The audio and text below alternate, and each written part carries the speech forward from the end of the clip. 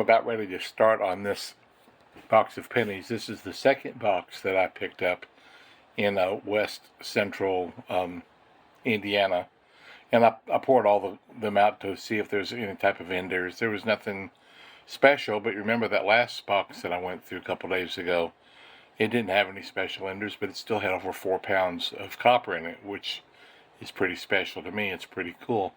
But this one did have a little bit of a bonus. In the box, it also had 6 loose pennies.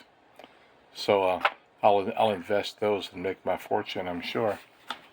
Oh, I weighed my box of copper, and I'm still about 7 pounds out from getting my 25 and sealing it up. So this box won't do it.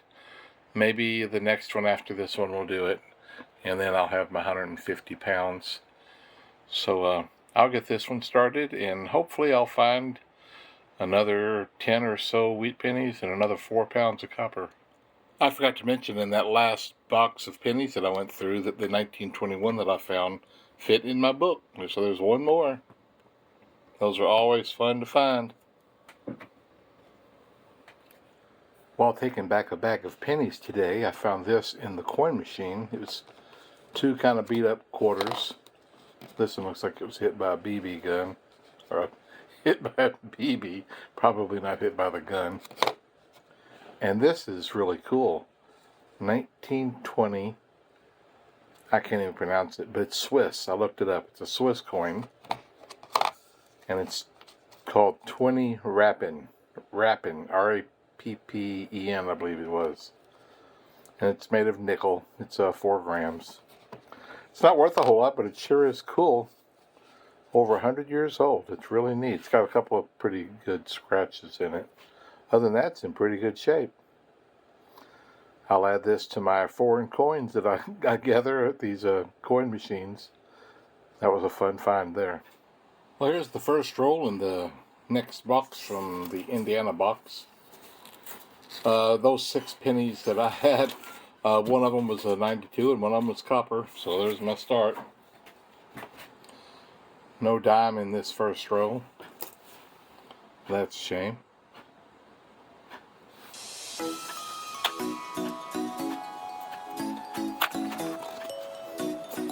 Since I can't see too good, I use my lighted magnifier. That's a good copper to start with.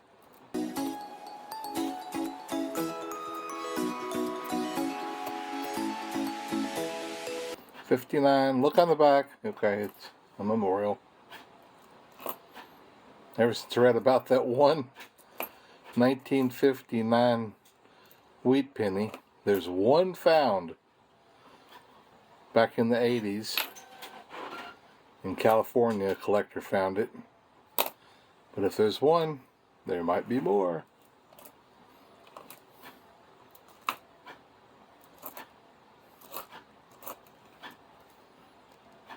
And I just love things that are easy to check too.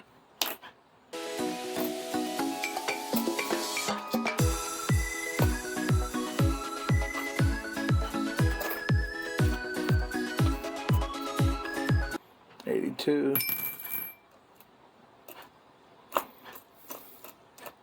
Well, looks like there wasn't a wheat penny in the first row. That's alright.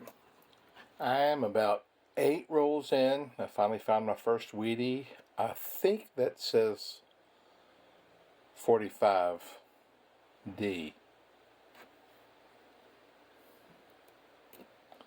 Kind of green around the gills.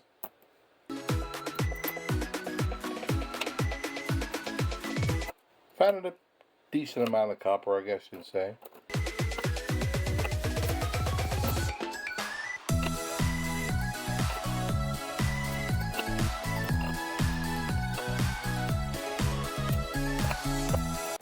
A couple of weeks ago, my daughter told me that her and her husband were going to Kings Island Amusement Park up in Cincinnati, north of Cincinnati. And I said, oh man, I used to go up there a lot when I was a young man. And my favorite part, there's a roller coaster called the Beast, and it's a Woody. I guess when they made it, it was like the biggest one. I'm sure it's been beat now. That was years ago. But I love the Woodies. Back then I loved all the roller coasters, but the Woodies were my favorite. And our thing, the group that I would go with, one or two or four, or whatever, and we would, run around rides all day. But come near the close of the park, we'd go back. It was after dark, and we would wait till we were on the. Hey, there's a Canadian. It's one of the newer ones. 2000. We'd wait to ride the last one, and we would sometimes even get in the that little row. They had a special row for the front seat, and that line was sometimes longer than the others. But we would take that last ride, and it was after dark, and up there in the front, man, that was so cool. It was almost creepy, but it was a blast. And we'd ride that last ride, and then as soon as we got off of that, we would take off running back to the center of the park, because at the close of every night they had a fireworks display. But the fireworks had always already started by the time we got there, because we wanted to be on that last ride. And I was telling my daughter about that, and she goes, well, they close at 8 now. I'm like, oh my goodness. I tell you, the world just takes the fun out of everything. When I was a kid on Halloween, you wait around and wait around for it to get dark, and we would be so anxious back then. We would get out, even before it was dark, and it was frowned on. Why don't you wait till dark? Just, 10, 12 years old, and we lived on a small street that had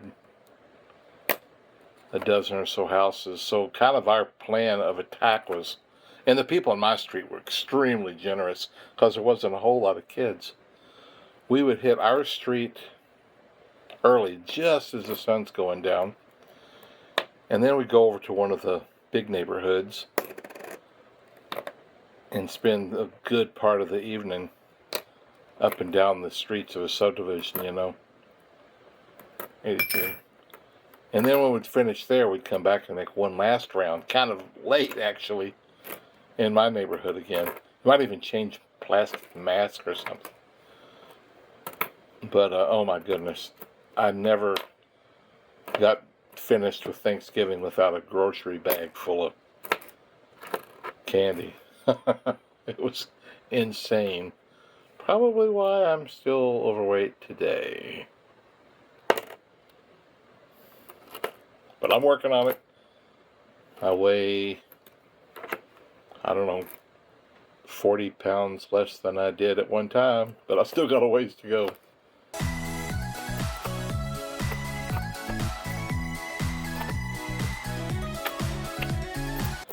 But over the last several years, I've been learning how to eat healthier, and we practice healthier eating, much healthier now than I did back in those days. Hey, my second Wheatie, yay! Looks like it's in pretty good shape.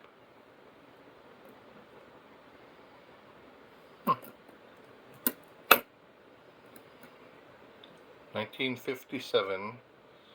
Wouldn't call it rare. That's 2 anyway.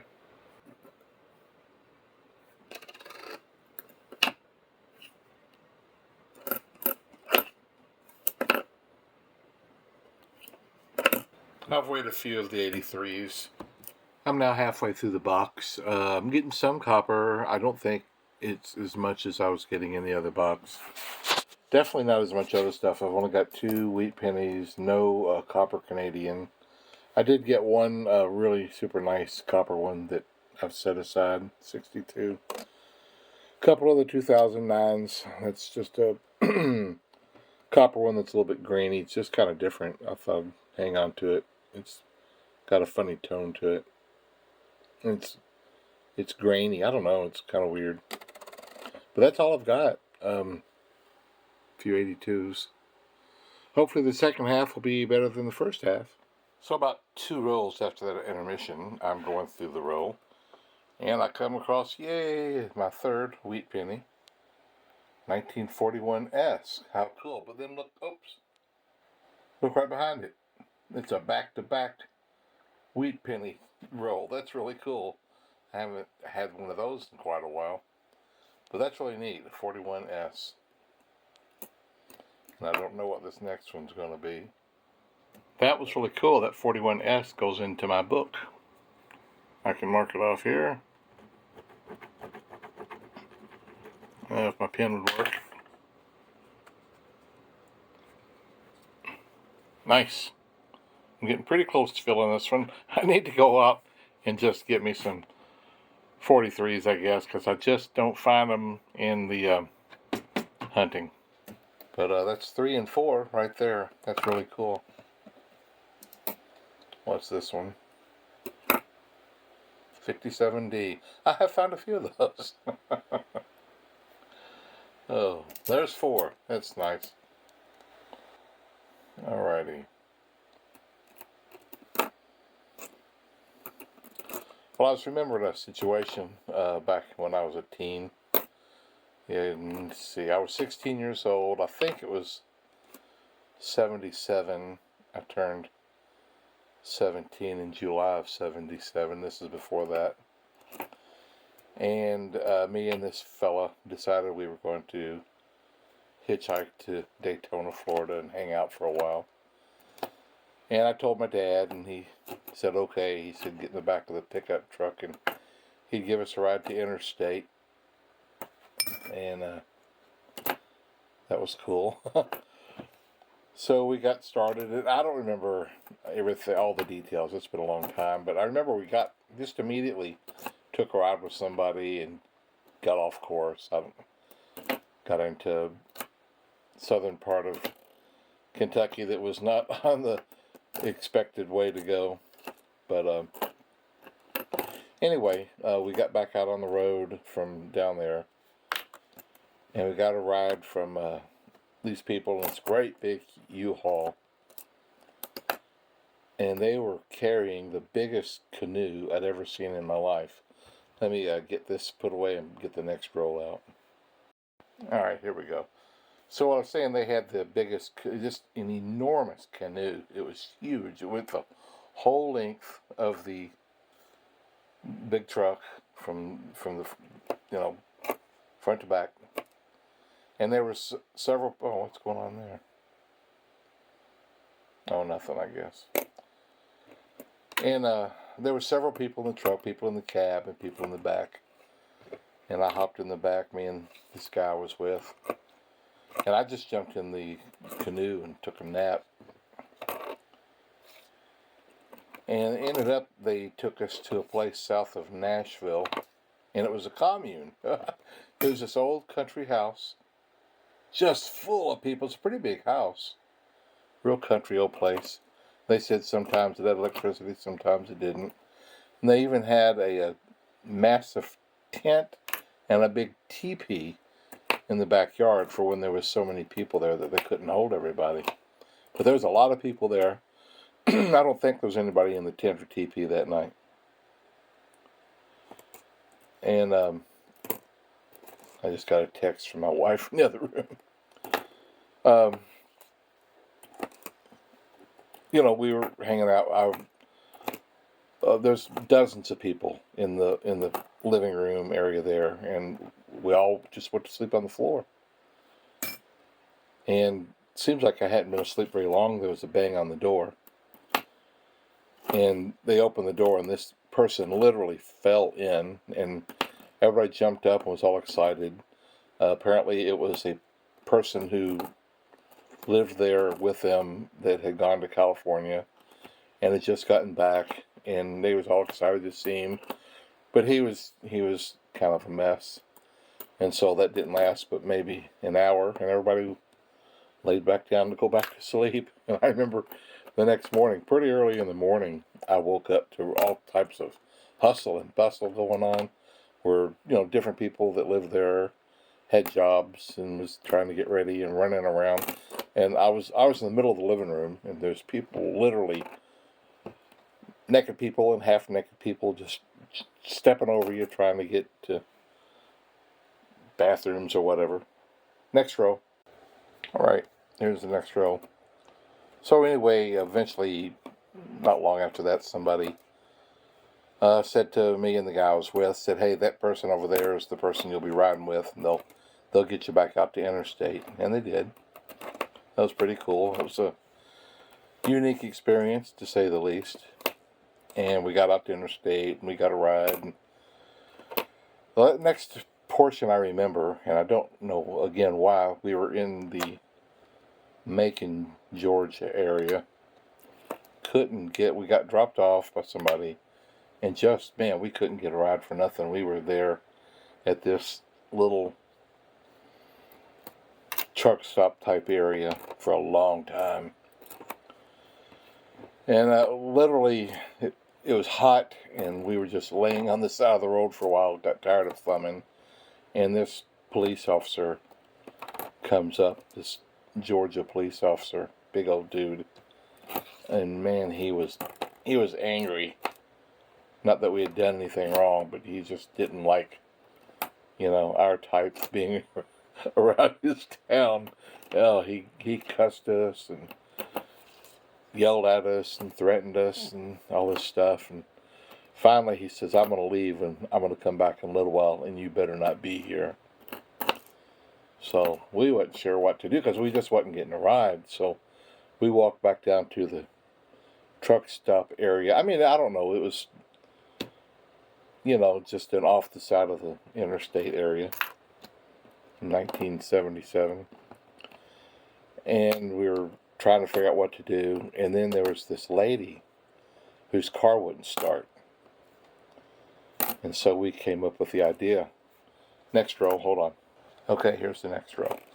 Anyway, so this lady's car wouldn't start. So we came up with the idea. Said, let's tell her we're mechanics, and if we can get it started, she'll agree to give us a ride.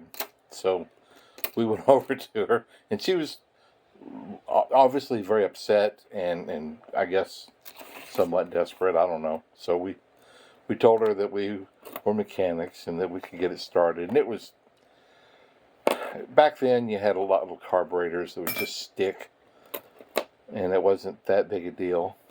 And so we told her if we got it started, would she give us a ride? And she said she would.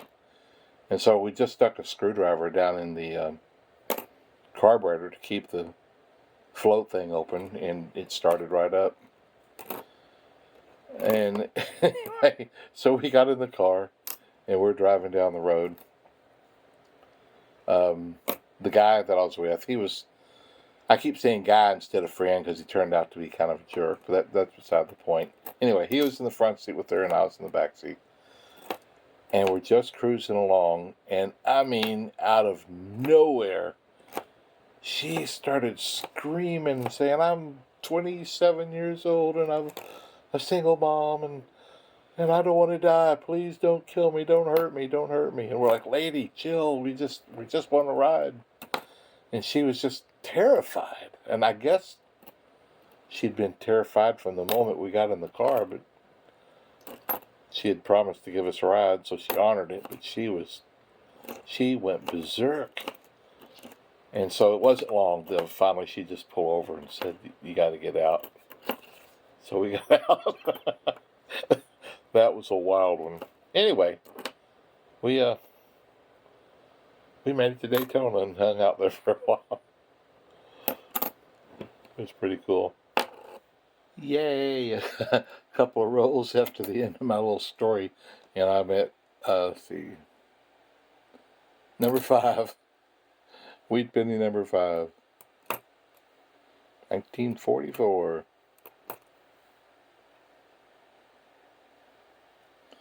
It's fun to find these. I sure do like them.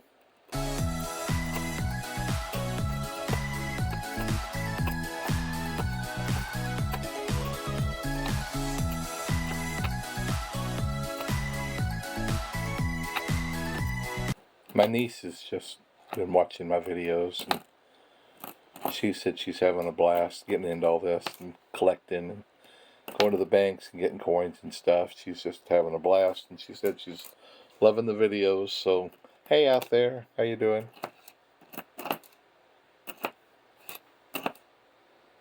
I don't know if she wants me to say her name or not.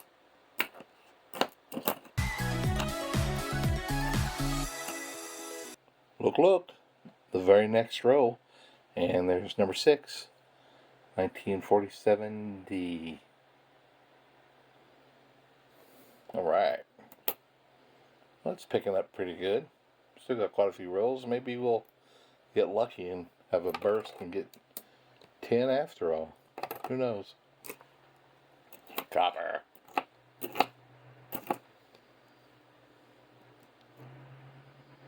Aluminum foil, maybe.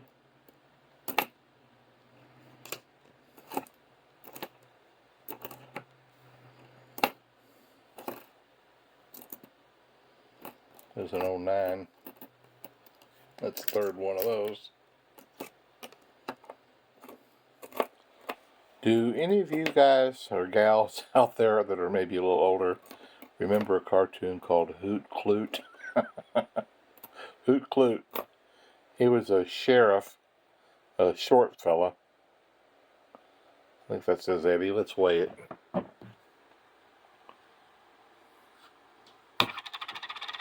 Yep. That's copper. Anyway, this Hoot Kloot. That was a pretty funny cartoon. But anyway, I went to church years ago, me and my wife, to this little congregation in southern Indiana. Well, it was a pretty big congregation, really, in southern Indiana. And and the preacher there looked just like Hoot Kloot. So if you look up Hoot Kloot, you'll know what my preacher looked like. Just like him. Man, he was a pistol, too. Real super good guy, awesome guy, but he was a real no nonsense guy. He's like, if you meet me and I introduce you to my wife, because you can hug my wife once, but you try to hug her twice, and we're going round and round. Oh, Hoot Kloot. Let's weigh that one too. Copper again? All right.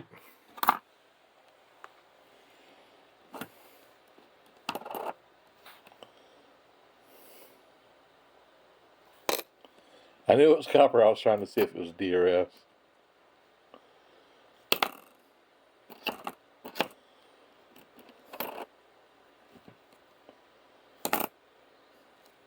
My light's getting in my face.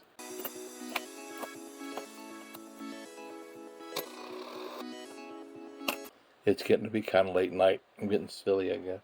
Number 7. Look at that. 57D. Looks like he's got a little topsoil on the bottom there.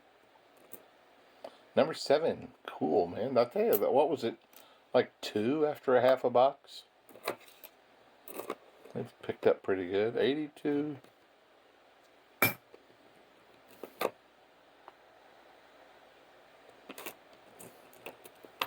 Now, when I say it's late, that means it's after 10. In fact, it's already 10:30. My wife's in bed.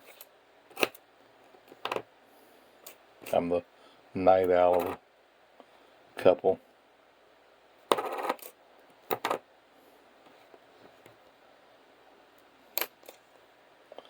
There's another one of those. I've already got, look at this. I've already got 4 of them out of this box. I'll get my 50 pretty soon and get a roll and take it back to the bank.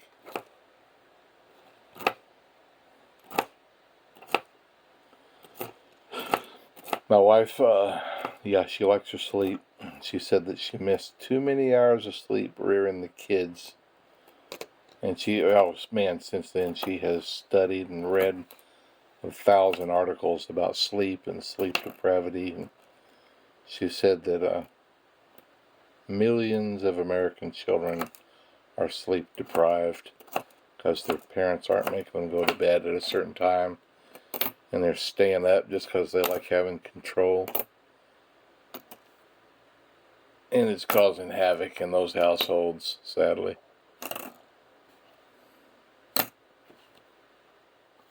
Look at that. That's a nice looking 1959. It's not a wheat penny, but it sure is in good condition, though. I'll put this one away. Wowzers.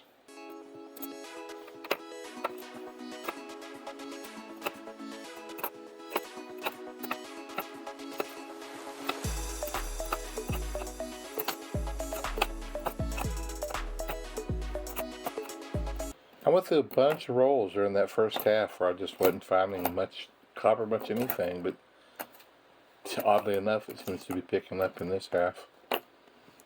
Weird how it does that. Hey, the beginning of the next roll, and there is my first Canadian copper, 1969.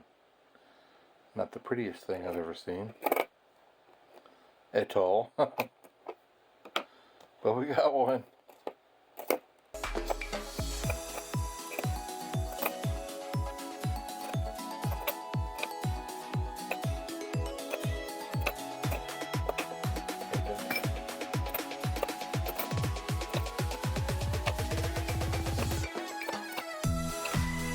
I wish all of them were facing obverse so we wouldn't have to turn them over, don't you?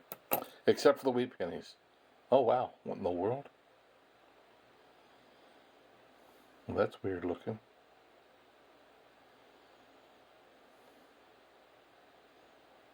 Huh.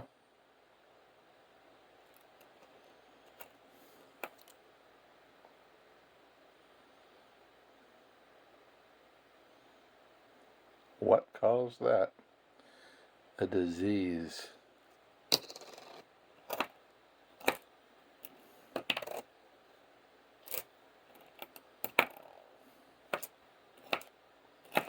Go away, unclean, unclean.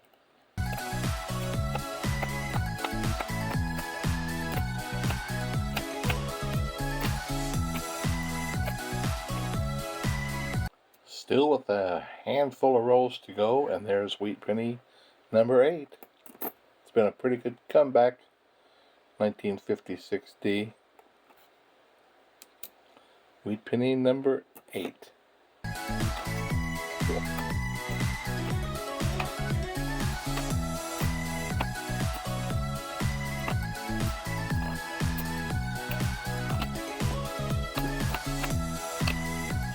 Just a couple rolls to go, and I think I have found my second Canadian copper penny. Cool. 1977. Well, I got a couple of them anyway. There's a 17p. That's got a gash. I'm not going to keep that one.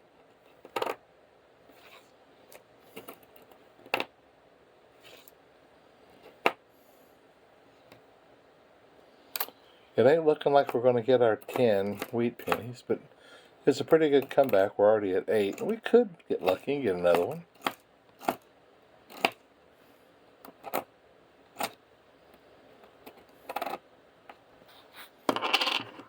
Look at this.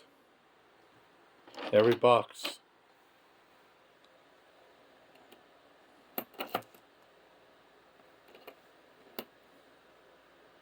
There's a nice one.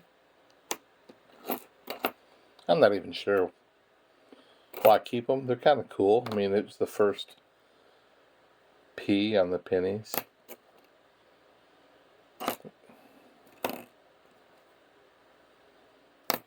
See my wall back there? That's the first prayer of Congress on my wall. I would have even more of these penny boxes, but I sell stuff for a company on eBay, and sometimes these boxes are just perfect for shipping something out in, so I use some of them to ship out in. This is the last roll. It'd be cool if we found this a wheat penny in the last roll, but we'll go through. I don't know if I've got 4 pounds tonight. I'll weigh out. There's quite a few 82s, so we'll see. But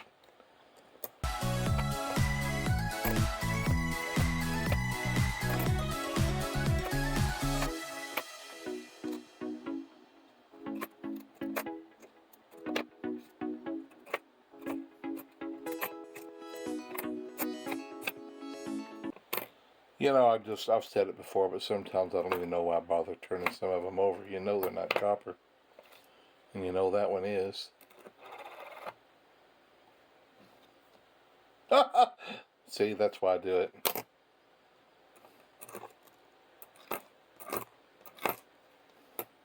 I just knew that one was.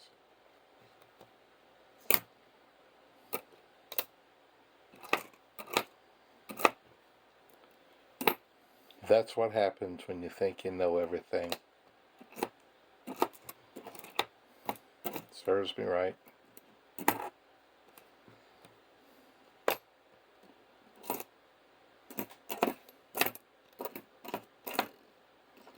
Looks like no weedy. 17p. That's a nice looking one. As they go. Alright, let me weigh out those guys and we'll see how many pounds of copper we got today.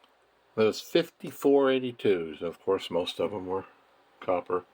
Do you want to guess? Go ahead, guess. You're right. It's not 4 pounds. 3 pounds, 4 ounces. That's about a pound less than my box, the other box from Indiana. Don't know why it's such a difference, but anyway, I'll add it to this box, and that'll put me at about 21 or 22.